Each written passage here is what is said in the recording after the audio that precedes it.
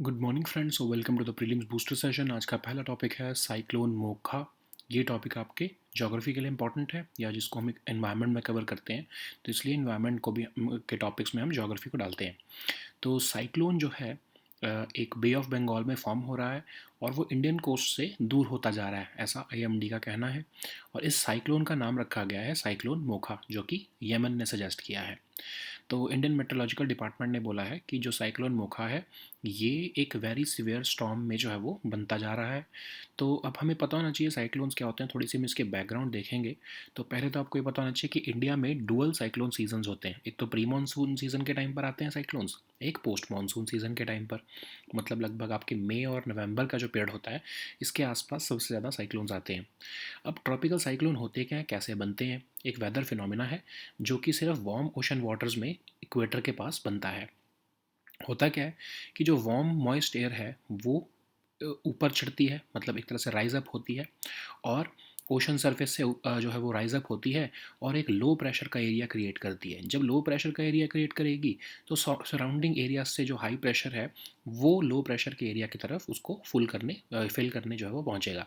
जब ये movement of air हो रही है तो वार्मिंग अप ऑफ एयर होती जा रही है, राइज अप होती जा रही है एयर, और जो हाई प्रेशर की जो कूल एयर है वो उसको रिप्लेस करने आ रही है। तो एक तरह से ये एक स्विंग का या स्पिनिंग का एक सिस्टम बन जाता है।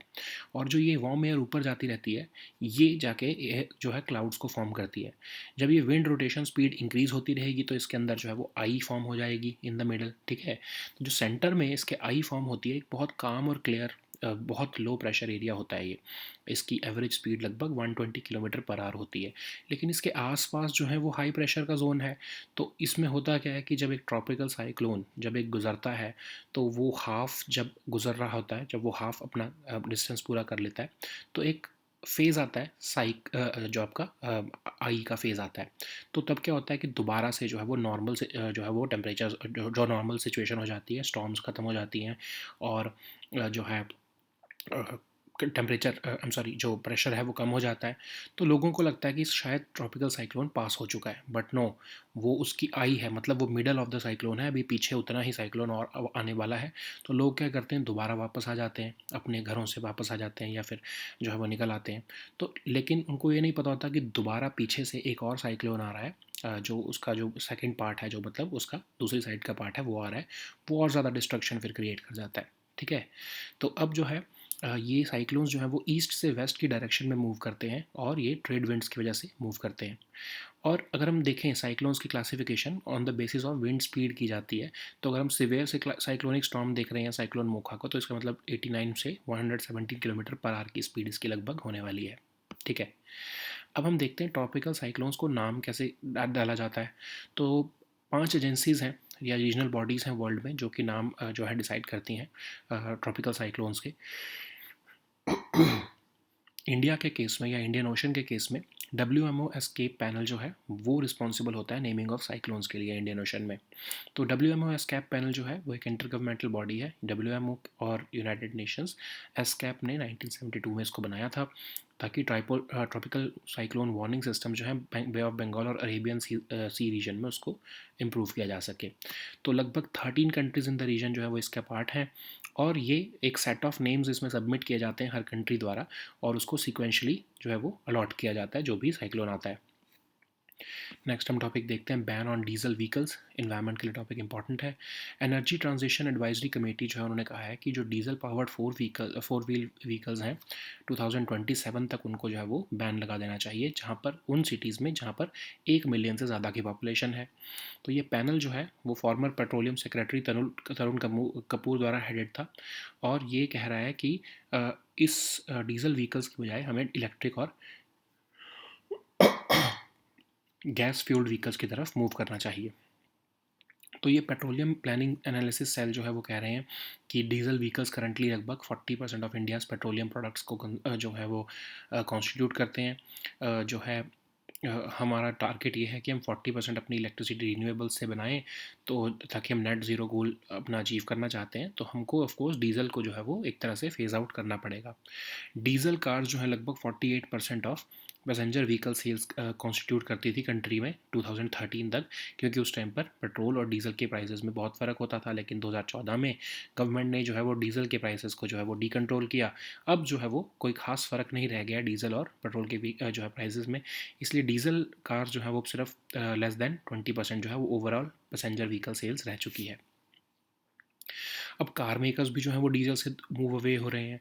क्यों हो रहे हैं? क्योंकि इससे एमिशंस ऑफ नाइट्रोजन ऑक्साइड बहुत ज़्यादा होती हैं। फोक्स वैगन के एमिशन स्कैंडल में भी ये देखा गया था कि जो है उन्होंने चीटिंग डिवाइसेस लगाए थे व्हीकल में, ताकि वो एमिशन टेस्ट को जो है वो पास कर सकें। अब इंडिया ऑलरेडी हम BS6 की तरफ मूव कर चुके हैं, तो अगर हमें डीजल व्हीकल्स को BS6 कंप्लायंट बनाना है तो बहुत ज़्यादा जो है वो अपग्रेडेशन करनी पड़ती है डीजल इंजन की as compare to petrol vehicle. इसीलिए जो कंपनीज़ हैं वो अब डीजल व्हीकल बनाने को जो है वो प्रेफर ही नहीं करती, क्योंकि उनकी कॉस्ट बहुत ज़्यादा एड अप हो जाती है उससे। अब प्रपोजल क्या रखा गया? प्रपोजल रखा गया कि जितनी भी मिलियन प्लस सिटीज़ हैं या टाउन्स हैं, उनको हाई, जहाँ पर हाई पॉल्यूशन की दिक्कत है, वहाँ पर ये बैन को एनफोर्स किया जाए बाई 2027। और जो है कमर्शियल व्हीकल्स को कहा जा रहा है कि LNG की तरफ लिक्विफाइड नेचुरल गैस की तरफ जो है वो ट्रांजिशन कर दिया जाए, और कोई भी डीजल की सिटी बसेस जो है वो अर्बन एरियाज़ में अलाउड नहीं होनी चाहिए। अब प्रपोज़ल में इश्यूज़ क्या हैं? पहला तो ये है कि आपके जो डीज़ल है वो बहुत ही इकोनॉमिक होता है। क्यों? क्योंकि वो अब 1 लीटर ऑफ डीज़ल में ज़्यादा एनर्जी कंटेंट होता है as compare to other fuels, और एफिशिएंसी भी जो है डीज़ल इंजन की वो ज़्यादा होती है as compare to other fuels. हमारे जो कंट्री में मीडियम और हैवी कमर्शियल व्हीकल्स का जो फ्लीट है वो मोस्टली 87% डीजल फ्यूल का है। तो ट्रांसपोर्ट सेगमेंट में सबसे ज़्यादा दिक्कत आएगी अगर हमको ट्रांजिशन करना हो तो, खासकर उत्तर प्रदेश, महाराष्ट्र और हरियाणा, जहाँ पर लगभग 40% ऑफ जो डीजल जो है वो सेल किया जाता है। ट्रांजिशन चैलेंजेस भी होंगे। अब अगर आप CNG का यूज़ करोगे तो वो तो सिर्फ शॉर्टर डिस्टेंस के लिए यूज़ की जा सकती है, और उसकी जो कैपेसिटी है, कैरिंग कैपेसिटी, वो भी बहुत कम होती है। और कंपनीज़ ये कह रही हैं कि हम ऑलरेडी जो हैं वो हम धीरे धीरे BS4 एमिशन नॉर्म्स पे जब हम कंप्लाई कर रहे हैं, तो हम डीजल जो है वो नहीं बन प्रोडक्शन कर रहे हैं, तो आपको बैन लगाने की स्पेसिफिक ज़रूरत नहीं है। नेक्स्ट हम टॉपिक देखते हैं गोल्ड रिजर्व्स। इकोनॉमी के लिए टॉपिक इंपॉर्टेंट है। RBI के जो है रिसेंटली गोल्ड रिजर्व्स लगभग 800 मेट्रिक टन जो है वो जो है पहुंच चुके हैं। एक तरह से पिछले साल के मुताबिक 5% का इंक्रीज़ देखने को मिला है। अब लगभग 10 टन्स ऑफ गोल्ड जो है वो मार्च के क्वार्टर में जो है वो RBI ने प्रोक्योर किया है, और इंडिया जो है वो टॉप 5 गोल्ड बायर्स जो है वो बन चुका है। इंडिया की जो गोल्ड मार्केट है बहुत ही बड़ी है। वर्ल्ड गोल्ड काउंसिल की रिपोर्ट के हिसाब से इंडिया जो है सेकंड लार्जेस्ट गोल्ड ज्वेलरी का कंज्यूमर है वर्ल्ड में, और चाइना के सिर्फ बहुत ही कम पीछे है। और गोल्ड ज्वेलरी का भी एक्सपोर्ट जो है वो एक्सपोनेंशियली इंक्रीज़ हुआ है इंडिया में। रूरल इंडिया जो है सबसे बड़ा कंज्यूमर ऑफ गोल्ड ज्वेलरी है। अब इम्पैक्ट ऑफ गोल्ड का क्या होता है इकोनॉमी पे? एक तो पहली बात ये, एम्प्लॉयमेंट बहुत जनरेट कर रहा है हमारी कंट्री में, है ना। बहुत सारी जो है ज्वेलरी जो है बिज़नेस में जो है वो लोग हैं। और लेकिन प्रॉब्लम्स क्या हैं कि करंट अकाउंट डेफिसिट इंक्रीज़ होता है इंडिया का, क्योंकि इसको इंपोर्ट किया जाता है, तो कंट्री का जो है वो फॉरेन एक्सचेंज रिजर्व जो है वो बहुत डिप्लीट होते हैं उसकी वजह से। खासकर इन्फ्लेशन के टाइम पर ये देखा गया है कि हाई इन्फ्लेशन जब भी होएगी तो गोल्ड के जो है डिमांड इंक्रीज़ होएगी और गोल्ड के प्राइस भी इंक्रीज़ होने लग जाते हैं। लेकिन इंडिया में गोल्ड को एक सेफ़ हेवन एसेट देखा जाता है, स्टोर ऑफ वैल्यू देखा जाता है, इसलिए लोग उसको as a means of saving और इन्वेस्टमेंट यूज़ करते हैं। अब गवर्नमेंट ने फाइनेंशियलाइजेशन करने की कोशिश की गोल्ड की। लगभग 23,000 से 24,000 टन जो है वो गोल्ड लोगों के पास अनयूज्ड पड़ा था, तो ये नीति आयोग ने एस्टिमेट किया।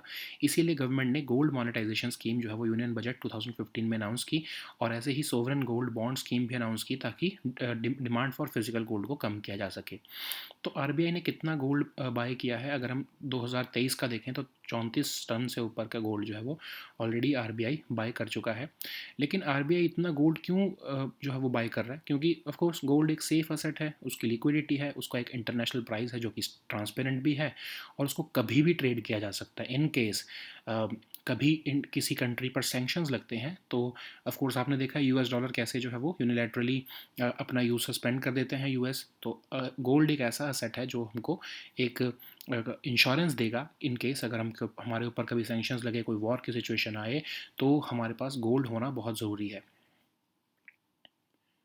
नेक्स्ट हम टॉपिक देखते हैं कॉमन आर्मी यूनिफॉर्म्स, ये टॉपिक आपके गवर्नेंस के लिए इंपॉर्टेंट है, सिक्योरिटी के लिए भी इंपॉर्टेंट है। तो आर्मी ने डिसाइड किया है कि ब्रिगेडियर और अबव रैंक ऑफिसर जो हैं उनकी अब से 1 अगस्त से कॉमन यूनिफॉर्म होगी, चाहे वो किसी भी पेरेंट कार्डर और अपॉइंटमेंट के हों।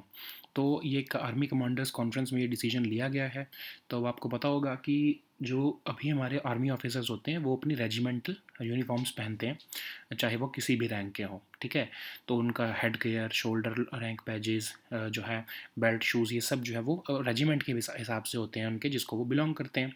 तो सीनियर ऑफिसर जो हैं वो अपने जो है रेजिमेंट्स की यूनिफॉर्म पहनते हैं। इन जैसे इन्फेंट्री और मिलिट्री इंटेलिजेंस ऑफिसर जो हैं वो ग्रीन बैरेट्स पहनते हैं। जो आर्मर्ड कॉप ऑफिसर्स हैं वो ब्लैक बैरेट्स पहनते हैं। जो artillery engineers, signals, air defence या फिर माइनर कॉप्स ऑफिसर्स हैं वो डार्क ब्लू बैरेट पहनते हैं। तो एक तरह से आर्मी में ये रेजिमेंटल डिवीज़न हायर लेवल पर भी है, ठीक है। तो अब क्यों चेंज करने की बात की जा रही है? ऑफ कोर्स जो है डिस्टिंक्ट आइडेंटिटी, जो आपस में का जो बॉन्ड है रेजिमेंट्स का, वो स्ट्रॉन्ग तो करती है, लेकिन जो ब्रिगेडियर और उससे अबव ऑफिसर्स हैं वो ऑलरेडी अपनी यूनिट्स को कमांड कर चुके हैं। इसीलिए ऑफ कोर्स अब उनको ज़रूरत है कि वो एक स्टैंडर्ड यूनिफॉर्म अपने कॉमन आइडेंटिटी जो सीनियर रैंक ऑफिसर्स की है उसको अडॉप्ट करें। तो रेजिमेंटल सर्विस वैसे भी इंडियन आर्मी में जो है वो कर्नल रैंक के बाद जो है वो ख़त्म हो जाती है, और उसके बाद जो है आप ऑफिसर्स के रैंक में आ जाते हो। आपकी किसी भी पर्टिकुलर रेजिमेंट या कॉर्प्स के साथ एसोसिएशन या एफिलिएशन ख़त्म हो जाती है। आप हर रेजिमेंट के जो है ट्रूप्स को कमांड कर सकते हो। तो इसीलिए आपको एक पर्टिकुलर रेजिमेंट के जो है वो जो है यूनिफॉर्म पहनने की ज़रूरत नहीं है। तो क्या ऐसा पहली बार किया जा रहा है? नो, 40 साल पहले भी ऐसा हुआ था। मिड 1980s में रेजिमेंटल सर्विस जो है वो लगभग लेफ्टिनेंट कर्नल के रैंक तक जो है वो सीमित कर दी गई थी। कर्नल्स और ब्रिगेडियर्स जो अपनी रेजिमेंटल जो है वो जो है इंसीनिया उसको ड्रॉप करके अशोक एम्बलम जो है वो अपने कैप बैजेस पर लगाते थे, और कलर ऑफ बैरेट जो है वो भी खाकी होता था। तो ये ट्रेडिशन क्या बाकी आर्मीज़ में भी फॉलो किया जाता है? ब्रिटिश आर्मी में भी यही किया जाता है कि जब एक पर्टिकुलर रैंक, जैसे खासकर रैंक ऑफ कर्नल से ऊपर जब पहुंच जाते हैं तो स्टाफ यूनिफॉर्म आ जाती है, तब रेजिमेंटल यूनिफॉर्म जो है वो नहीं रहती है। नेबरिंग कंट्रीज़ पाकिस्तान और बांग्लादेश में भी जो है ब्रिटिश आर्मी का ही ये जो ये ट्रेंड फॉलो किया जाता है। वो लेफ्टिनेंट कर्नल के बाद जो है वो अपना रेजिमेंटल यूनिफॉर्म को जो है वो छोड़ देते हैं और एक तरह से कॉमन यूनिफॉर्म की तरफ मूव कर जाते हैं। नेक्स्ट हम टॉपिक देखते हैं, real estate regulation and development act. ये टॉपिक आपके गवर्नेंस के लिए, इकोनॉमी के लिए, दोनों के लिए इंपॉर्टेंट है। तो union housing and urban affairs minister जो है उन्होंने कहा है कि रेरा जो है वो बहुत ही सक्सेसफुल रहा है। तो रेरा 2016 में पास किया गया था रियल एस्टेट सेक्टर को जो है वो रेगुलेट करने के लिए। तो उसमें ही रियल एस्टेट रेगुलेटरी अथॉरिटी जो है वो हर स्टेट में बनाई गई, और जो भी अंडर कंस्ट्रक्शन प्रोजेक्ट्स थे, प्लॉट साइज जिनका 500 स्क्वायर मीटर और अबव था, या फिर जिन प्रोजेक्ट्स में 8 अपार्टमेंट्स और मोर थे, उनको रेरा से जो है वो जो है रजिस्टर होना कंपलसरी कर दिया गया था। इसमें एक फास्ट ट्रैक मैकेनिज्म बनाया गया है सेटलमेंट ऑफ डिस्प्यूट्स के लिए। जितने भी रियल एस्टेट प्रोजेक्ट्स हैं उनको रजिस्टर होना कंपलसरी है रेरा के साथ। अगर कोई प्रमोटर ट्रांसफ़र करना चाहता है अपनी रिस्पॉन्सिबिलिटी और अपने राइट्स किसी थर्ड पार्टी को, तो उसको 2/3 ऑफ जो बायर्स हैं उसकी प्रॉपर्टी के या फिर अलॉटीज़ हैं उनसे कंसेंट लेना पड़ेगा, और रेरा से भी रिटर्न कंसेंट लेना पड़ेगा। अब कोई भी जो है वो कंप्लेंट फाइल कर सकता है रेरा से, और रेरा के पास ये पावर है कि वो किसी एजेंट, प्रमोटर या बायर को किसी भी एक्टिविटी से जो है वो प्रोहिबिट कर सकते हैं करने से। इसमें पीनल प्रोविजंस भी हैं। लगभग 5% of total evaluated cost of the property की जो है वो पेनल्टी लगाई जा सकती है जो है प्रमोटर के ऊपर, अगर वो रेरा के ऑर्डर को फॉलो करने से जो है वो फेल कर देता है। एपेलेट ट्रिब्यूनल का भी जो है वो इसमें प्रोविज़न है कि अगर कोई एग्रीव पार्टी है तो वो ऑफ कोर्स एपेलेट ट्रिब्यूनल के पास जा सकते हैं, लेकिन कोई भी सिविल कोर्ट के पास ज्यूरिसडिक्शन नहीं होगी रेरा या एपेलेट ट्रिब्यूनल की जो है वो ऑर्डर्स को एक तरह से नलीफाई करने की। नेक्स्ट हम टॉपिक देखते हैं, गैलेंट्री अवार्ड्स। सिक्योरिटी के लिए टॉपिक इंपॉर्टेंट है। तो प्रेसिडेंट ऑफ इंडिया ने रिसेंटली 37 गैलेंट्री अवार्ड्स दिए हैं, जिसमें 8 कीर्ति चक्र हैं, 29 शौर्य चक्र हैं। तो ये gallantry awards government of India ने ब्रेवरी और सेक्रीफाइस को ऑनर करने के लिए जो है वो इंस्टीट्यूट किए थे। साल में 2 बार इसको रिपब्लिक डे के टाइम पर और इंडिपेंडेंस डे के टाइम पर इसको दिया जाता है। ये गैलेंट्री अवार्ड्स हैं परमवीर चक्र, महावीर चक्र और वीर चक्र, जिनको 1950 में इंस्टीट्यूट किया गया था। उसके बाद 1952 में अशोक चक्र जो है क्लास 1, 2, 3 इनको इंस्टीट्यूट किया गया, जिनको बाद में रीनेम करके अशोक चक्र, कीर्ति चक्र और शौर्य चक्र नाम किया गया 1967 में। अगर हम ऑर्डर ऑफ प्रेसिडेंस देखें तो परमवीर चक्र सबसे हाईएस्ट अवार्ड है, और शौर्य चक्र जो है वो लोएस्ट इन दिस कैटेगरी है। ये अवार्ड पोस्टह्यूमसली भी जो है वो अवार्ड किया जा सकता है। अब अगर हम एलिजिबिलिटी देखें तो जितने भी मैन एंड वुमेन ऑफिसर्स हैं, चाहे वो army, navy, air force, reserve forces, territorial army, nursing services या सिविलियन सिटीजन जो हैं अगर पुलिस फोर्सेस के, उनको भी जो है वो मिल सकता है। अब एलिजिबिलिटी की कंडीशंस क्या हैं कि कोई एक्ट ऑफ ब्रेवरी होना चाहिए, कीर्ति चक्र जो है, शौर्य चक्र जो है वो गैलेंट्री सर्विस के लिए जो है वो दिए जाते हैं। ठीक है, नेक्स्ट हम टॉपिक देखते हैं कोको आइलैंड्स। इंटरनेशनल रिलेशंस के लिए टॉपिक इंपॉर्टेंट है। तो अभी सस्पिशियस इंफ्रास्ट्रक्चर अपग्रेड हो रहा है म्यांमार के कोको आइलैंड में। उसी को देखते हुए एक MQ-9 ड्रोन जो है, जो कि इंडियन नेवी का लीज ड्रोन है, वो जो है रिकॉनिसेंस करता हुआ देखा गया है अंडमान निकोबार आइलैंड्स के पास। कोको आइलैंड्स एक स्मॉल ग्रुप ऑफ आइलैंड्स हैं बे ऑफ बंगाल में, 55 किलोमीटर दूर है इंडिया के अंडमान और निकोबार आइलैंड से। ये यंगोन रीजन का जो है म्यांमार का पार्ट है, और ये जियोलॉजिकली एक अराकन माउंटेंस की एक्सटेंडेड डिवीजन है रखाइन स्टेट की। ठीक है, इसका जो है topography same as Andaman and Nicobar islands है। ब्रिटिश पीरियड में ब्रिटिश इंडिया ने ये एक पीनल कॉलोनी जब बनाई थी अंडमान की, तब उन्होंने कोको आइलैंड्स को as a source of food रखा था अंडमान आइलैंड्स के लिए। फिर उसके बाद जो है इसको लीज आउट कर दिया गया जादवेद फैमिली ऑफ बर्मा को, और इसको पार्ट ऑफ ब्रिटिश बर्मा भी लेटर ऑन बना दिया गया।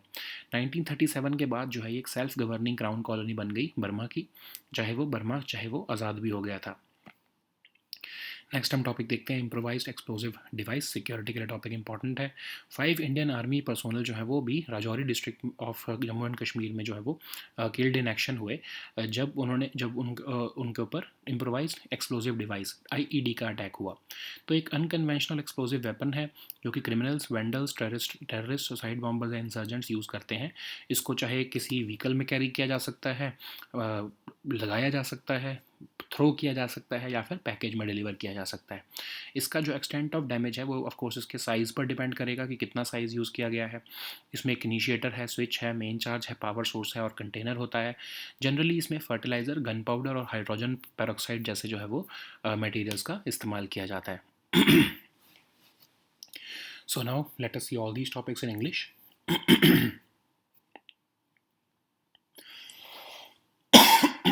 So the first topic is Cyclone Mokha. This topic is important for your geography section because we cover geography topics in our environment section. That's why we will put in our weekly sheets this topic in environment section.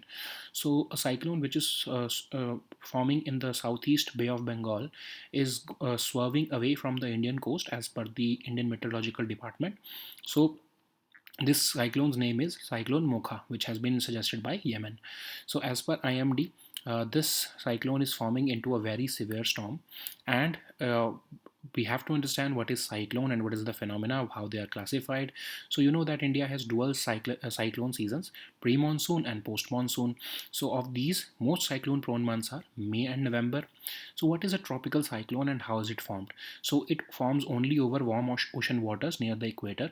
So what happens is that due to heat, warm and moist air rises up and it creates an area of low pressure. So once this low pressure area is created, so air from surrounding areas with higher pressure starts moving towards the low pressure area. So this leads to warming up of air and it causes it to rise above. As the air rises above and it cools down, the water in the air forms clouds. As the wind rotation speed increases, the eye gets formed in the middle, and this eye is basically an area of very low air pressure.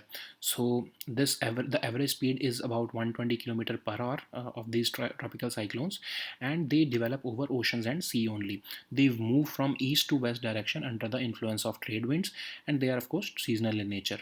So how they are classified? Of course, they are classified on the basis of the speed. So in this case of cyclone Mokha, this is a severe cyclonic storm, which means that it is going to be between the speed of 89 to 117 kilometers per hour.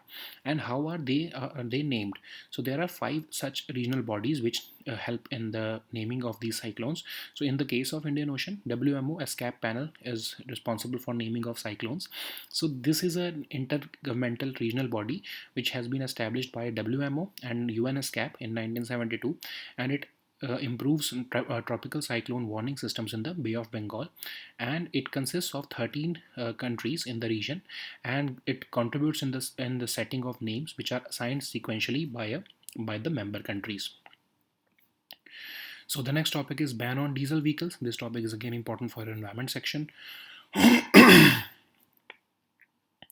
The Energy Transition Advisory Committee, which was headed by former Petroleum Secretary Tarun Kapoor, has suggested that a ban on the use of diesel-powered four-wheel vehicles should be enforced by 2027, and we should rather transition towards electric and gas-fueled vehicles. So you know that diesel currently accounts for about 40% of India's petroleum products consumption, and diesel cars accounted for about 48% of passenger vehicle sales in the country in 2013, because the price difference between petrol and diesel was very high at that time. But in 2014, the government decontrolled fuel prices. Now the price difference has come down, so that's why the diesel cars now account for less than 20% of overall passenger vehicle sales. Why car makers are moving away from diesel? You know that it leads to increased emissions of nitrogen oxide. So because the government has already rolled out the BS6 compliant emission norms, so if you have to make a diesel engine BS6 compliant, it would be very costly, because the diesel engines would have to would need high upgradation to meet the new standards as compared to petrol vehicles, which can be upgraded with lower costs. Then what is the proposal? So this proposal is saying that all diesel powered four wheelers in these all million plus cities and all towns with high pollution must be enforced in the next 5 years, that is by 2027. And commercial vehicles can be transitioned towards LNG, and there should be no diesel city buses in the urban areas. So there should be a mixture of metro trains and electric buses by 2030. So what are the issues with this proposal? So higher fuel economy of diesel engine is of course responsible for the reason why people still prefer diesel vehicles, because it has greater energy content per liter of diesel, and diesel also has higher efficiency in the engine. Uh, Currently, our medium and heavy commercial vehicles still almost 87% of them are diesel vehicles, and Uttar Pradesh, Maharashtra, Haryana make up for almost 40% of the diesel sold in India. So there will be transition challenges also. For example, CNG, which is being recommended, it can only be used for shorter distances, and it has lower tonnage carrying capacity also as compared to diesel engines. Also, the car makers are saying that we have already invested heavily to transition our diesel fleet from BS4 to BS6 emission norms. Then our investments would go waste if you ban them by 2027. So the next topic is gold reserves. This topic is important for your economy section. RBI's gold reserves have touched almost 800 metric tons in the fiscal 2023, which is an increase of about 5% over fiscal 2022, and it has acquired about 10 tons of gold in the March quarter itself. So India's gold market is very huge. As per the Gold Council report, India is the second largest gold jewelry consumer in the world, just after China. And this report has also said that gold jewelry exports in India have grown from 7.6 billion in 2015 to about 12.4 billion in 2019. And surprisingly, rural India is the largest consumer of gold jewelry. So what is the impact of gold on economy? So this industry provides employment to a significant number of people, and despite that, it contributes to countries current account deficit. Why? Because gold is imported, so it depletes our foreign currency reserves. And it has been observed rather, that during inflation, gold becomes a resort for people, and during times of high inflation, demand for gold also increases, which leads to increase in the price of gold. It has also come as a safe haven asset and a store of value in India. That's why people use it as a means of savings and investment. So What is financialization of gold? So, as per the Niti Aayog estimates, about 23,000 to 24,000 tons of gold lie unused with the households and religious institutions throughout the country. So, that's why the government introduced the gold monetization scheme in 2015 and also launched the sovereign gold bond scheme in 2015 to reduce the demand for physical gold. So, how much gold has been bought by RBI? RBI bought about 34.22 tons of gold in the fiscal 2023. Then why RBI is buying so much gold? Because gold is a safe asset. It has liquidity. It has an international price which is transparent and it can be traded anytime. So, like I was telling you earlier, like Russia has learned that you cannot rely on US dollar or other foreign currencies, because in case of any dispute between you and US, they would cut you off from the US dollar economy. So gold is a safe asset comparatively and it gives you strategic autonomy. So the next topic is common army uniforms. This topic is important for your security section. Army has decided that brigadiers and above rank officers will have a common uniform from 1st of August, irrespective of their parent cadre and appointment. So this was decided during the Army Commanders Conference. So the senior officers will no longer display their regimental lanyards on their shoulders.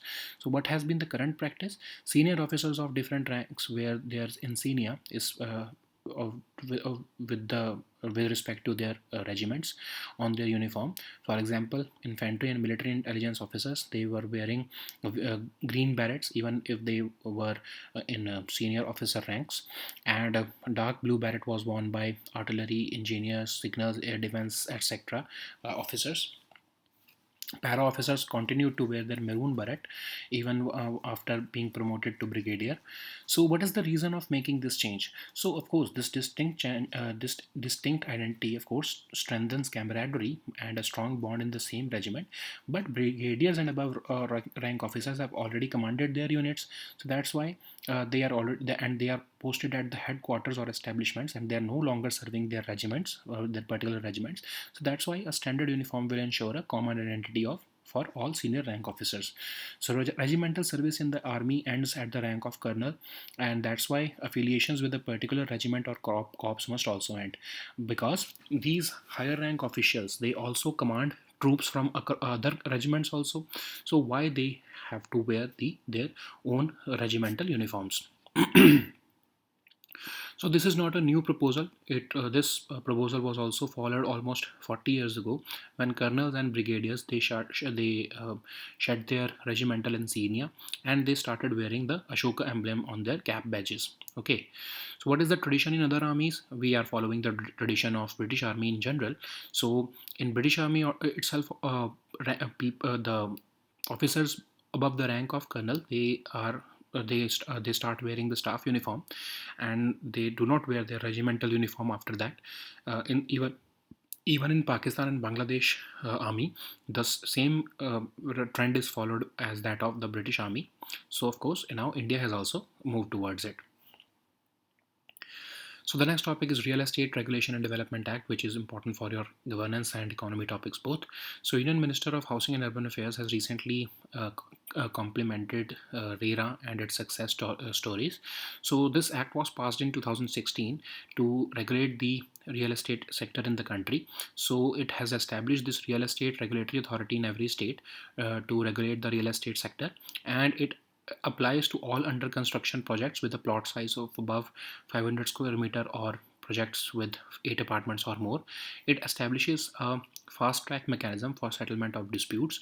All real estate projects must also be registered with RERA, and in case the promoter wants to transfer or assign a majority of rights and liabilities of consumers to a third party, it has to take written consent from two-thirds of the allottees and also written approval from RERA.